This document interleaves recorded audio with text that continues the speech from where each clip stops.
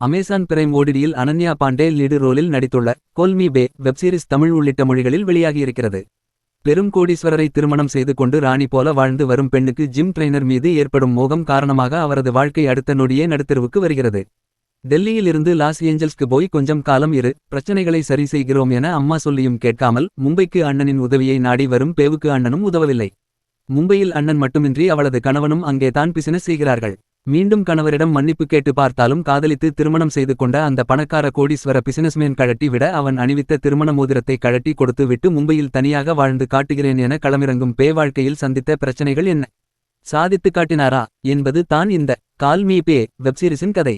இயக்குனர் காலின் டி குன்ஹா இயக்கத்தில் அனன்யா பாண்டே, விஹான் சமத், வருண் ஷூட், விர்தாஸ், குர்ப்ஸ் பிர்ச்சடா உள்ளிட்ட பலர் நடித்துள்ள இந்த வெப்சீரிஸில் ஒவ்வொரு எபிசோடிலும் ஒரு பாலிவுட் பிரபலங்கள் கேமியோவாகவும் வந்து செல்கின்றனர். விஜய் தேவரகொண்டாவுடன் இணைந்து லைகர் படத்தில் நடித்த அனன்யா பாண்டேவுக்கு நடிக்கவே தெரியவில்லை என பலரும் கடுமையாக விமர்சித்த நிலையில் இந்த கதாபாத்திரத்தில் எப்படி நடித்து காட்டுகிறேன் பாருங்கள் என பணக்கார பெண் நடுரோட்டுக்கு வந்தாலும் தனக்கு இருக்கும் அறிவால் பிழைத்துக் கொள்வார் என்கிற பே கதாபாத்திரத்தில் அழகாகவும் கிளாமராகவும் அசத்தலாகவும் நடித்து ரசிகர்களை ஈர்த்துள்ளார். அகஸ்தியா சவுத்ரி எனும் கோடீஸ்வர கணவராக விஹான் சமாத் நடித்துள்ளார். அனன்யா பாண்டேவின் பெற்றோர் நடத்தி வந்த பிசினஸ் கடனில் மூழ்கவிருந்த சமயத்தில் அனன்யாவை கட்டி வைத்து தப்பித்துக் கொள்கின்றனர். ஆனால் அங்கே தனது மனைவிக்கு உலகில் உள்ள அத்தனை விலையுயர்ந்த பொருட்களையும் வாங்கிக் கொடுத்து பார்த்து கொண்டாலும் மனைவியை நெருங்காமல் குழந்தைக்கு பிளான் பண்ணாமல் வெறும் பிசினஸ் மேனாக வெளிநாடுகளுக்கு சுற்றித் திரிந்து வருகிறார் அகஸ்தியா சவுத்ரி. கணவருடன் கட்டிலை ஷேர் செய்ய முடியாத விரக்தியில் பிறந்தநாள் அன்று கூட இருவருக்கும் சண்டை நடக்கிறது.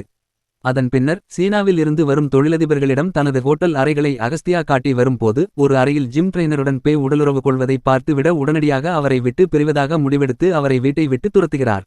அனன்யா பாண்டேவுக்கு ஆதரவு கொடுத்தால் நம்முடைய செல்வாக்கான வாழ்க்கை போய்விடும் என அவரது பெற்றோர்களும் சகோதரரும் அவரை சேர்க்கவில்லை. வெளிநாட்டில் உள்ள உறவினர் வீட்டில் தங்க ஏற்பாடு செய்த நிலையில் அதை வேண்டாம் என தூக்கி போட்டு விட்டு மும்பையிலேயே ஒரு செய்திச் சேனலில் வேலைக்கு சேர்கிறார். பாலிவுட்டில் பிரபலங்களுக்கு மத்தியில் நடக்கும் விஷயங்கள், அவர்களை பற்றிய காசிப்களை வைத்தே இந்த கதையை இயக்குனர் காலின் டி குன்ஹா உருவாக்கியுள்ளார். கியாரா அத்வானியின் திருமணத்தை ஸ்பூஃப் செய்து விட்டதாக ஒரு சர்ச்சை ஓடுகிறது. கிரிக்கெட் வீரருக்கும் ஊர்வசி ரவுத்தேலாவுக்கும் இடையேயான பிரச்சனை போன்ற பல விஷயங்கள் இடம்பெற்றுள்ளன.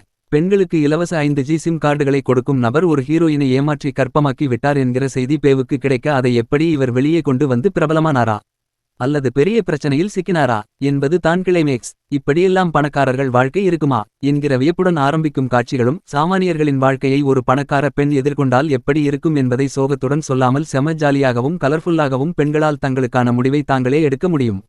தங்களின் வாழ்க்கையை தாங்களே தேர்வு செய்து கொள்ள முடியும். ஆண்கள் வேறு ஒரு பெண்ணிடம் தொடர்பு வைத்துக் கொண்டால் அது பெரிய பிரச்சனையை ஏற்படுத்துவதில்லை.